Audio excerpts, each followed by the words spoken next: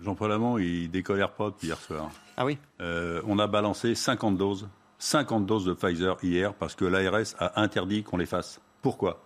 Pardon, qui a balancé 50 doses ? À Clamart, ouais, au centre de vaccination de Clamart, il y a 50 doses de vaccin Pfizer qui ont été jetées. On a vacciné 760 personnes et miracle, on avait les infirmières qui remplissent les seringues depuis des semaines, qui ont l'habitude de manier, ont touché enfin des seringues avec des aiguilles serties qui leur permettaient de ne rien perdre. Et elles l'ont dit tout de suite triomphantes et d'écouter, regardez, on a fait 7 doses. Dans un flacon où normalement il était prévu pour 5 et Pfizer autorisé. Il fallait avoir les bonnes seringues pour pouvoir récupérer les doses. Et c'est facile à comprendre. Hein. Vous avez 0,45 de liquide dans le flacon. Vous devez injecter, pour respecter le protocole, 1,8 de sérum physiologique. Vous arrivez à 2,25. Il faut injecter 0,3 de ce produit. Donc, divisé par 7, vous arrivez à 2,15. Sauf que les seringues ne permettaient pas d'aspirer la quantité du produit. Là, les infirmières triomphantes nous disent, écoutez, docteur, c'est formidable, on a cette dose, on les fait.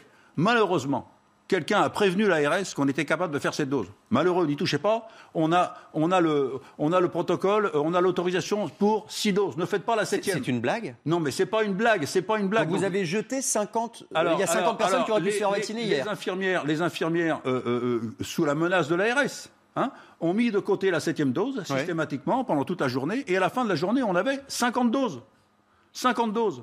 Donc là, tout ça parce que l'administration frileuse qui est incapable de prendre une décision, sinon, est-ce que la décision que je vais prendre va pouvoir se retourner contre moi ?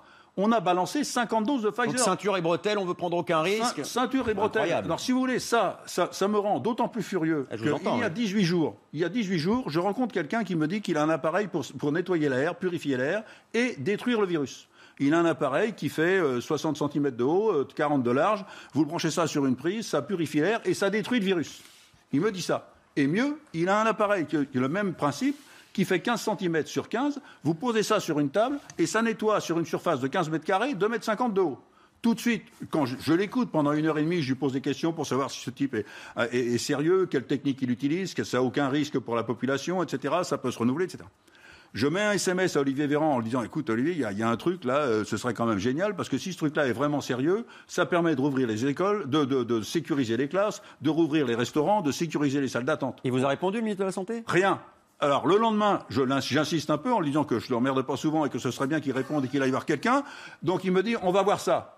18 jours, personne n'est allé voir du gouvernement, n'est allé voir cette entreprise. Par contre, il y a d'autres personnes qui sont sérieuses, qui les ont appelées, qui m'ont dit, écoute, c'est une boîte sérieuse, je ne comprends pas, c'est à Nantes. Est-ce qu'on va refaire le coup des vaccins fabriqués à Nantes et vendus aux Anglais ? Et moi, est-ce que je suis consterné par ce que dit Jean-Paul Hamon ? Enfin, si c'est vrai, c'est un scandale absolu. Attendez, non seulement c'est vrai, mais je vais vous dire, ils nous ont prévenus jeudi soir, quand ils allaient lancer cette campagne.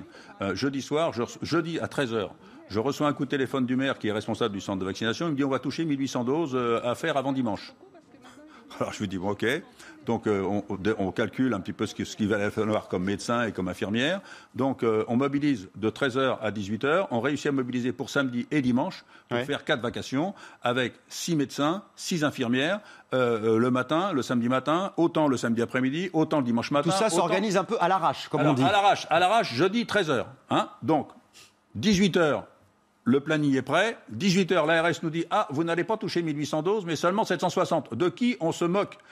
Est-ce que vous croyez qu'on a que ça à foutre de s'adapter si vous voulez, alors ça, déjà, la colère, elle était bonne dès jeudi soir. Ouais. Quand j'apprends qu'on a balancé 50 doses à cause de quelqu'un de l'ARS qui s'est déplacé pour interdire d'utiliser ces 50 doses. C'est vrai que cette information-là, elle redescend pas. Je pense qu'on va continuer à en parler. Elle est surréaliste, cette information. C'est vraiment un tropisme pour la responsabilité, pour la peur par rapport à l'action. Enfin, c'est assez terrible. Là, je viens de recevoir un SMS d'une collègue de Bretagne qui me dit qu'eux aussi sont obligés par l'ARS de balancer la 7e dose. Donc là, vraiment, alors là, c'est un scandale qui monte. Balançons M. Salomon, balançons tous ces gens qui sont incapables, cette administration qui dit est-ce que la décision que je vais pouvoir prendre va se retourner un jour contre moi. Je peux vous dire que tous les médecins qui étaient présents sur ce centre de vaccination voulaient faire la 7e dose. Et quand quelqu'un se déplace pour interdire, moi je considère que 50 personnes, je viens de recevoir aussi un SMS d'un médecin qui va se faire opérer d'une hépatectomie parce qu'elle a un cancer, etc.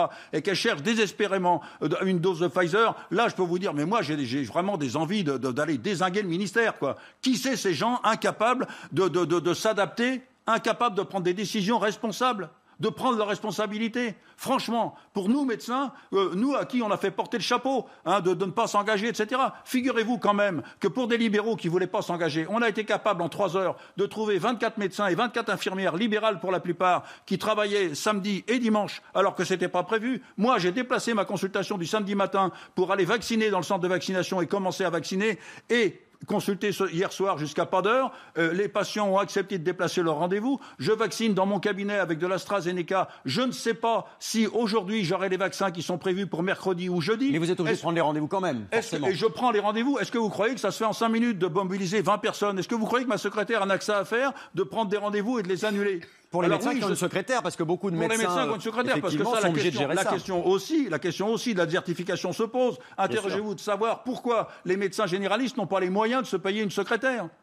Ça, c'est un vrai scandale. On ne donne pas les moyens. On est en train de faire un Ségur de l'hôpital, un Ségur de la santé pour réorganiser le système de soins. On met 23 milliards sur l'hôpital, 300 millions sur la ville, alors que la France est en train de se désertifier. On a une occasion unique de réformer le système de santé et on ne fait rien. Mais c'est le scandale de la 7e dose. Incapable, là, vous êtes sur foudrage. On est en train de voir arriver visiblement. On est en train de voir en direct sur ce plateau, pour le coup, émerger ce scandale de la 7e dose dont on n'avait pas encore entendu parler jusqu'à maintenant. Prisca Thévenot, si effectivement ce que dit le docteur Hamon, et a priori ça a l'air de se vérifier, est réel. Alors je sais que vous n'êtes pas au gouvernement, vous êtes porte-parole du parti La République En Marche, mais là on marche sur la tête. Il y a quelque chose qui pose vraiment problème. Clairement, vous soulevez un point et il faut creuser ce point-là, parce qu'il est inadmissible qu'on puisse perdre des doses, que ce soit 1, 2, 3, 50. C'est inadmissible. Alors que tant de personnes attendent d'être vaccinées. Donc il faut parce qu'on en avait parlé de cette 7e dose qui était possible de récupérer un certain nombre de médecins. On avait parlé il y a quelques semaines. Sur la 6e.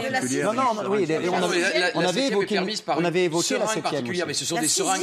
La 7e, c'est la seringue. Vous savez, c'est pas compliqué. Mais c'est des seringues très fréquentes, très banales. Mais non, justement, c'est des seringues qu'on a en quantité limitée. Moi, j'ai fait la photo, j'ai envoyé au cabinet. Donc quand on les a, on peut sortir cette 7e dose. Le type de seringue avec lequel on pouvait faire cette dose sans risque, parce qu'il va falloir qu'on m'explique quand même pourquoi la 7e dose serait à jeter et pourquoi pas la première. Parce que c'est le produit qu'on injecte dans le flacon, on récupère 7 fois 0,30 de ce liquide, et c'est le même liquide qu'on injecte, c'est la même dilution. Donc il va falloir que l'administration nous explique pourquoi il ne faut pas faire de 7e dose.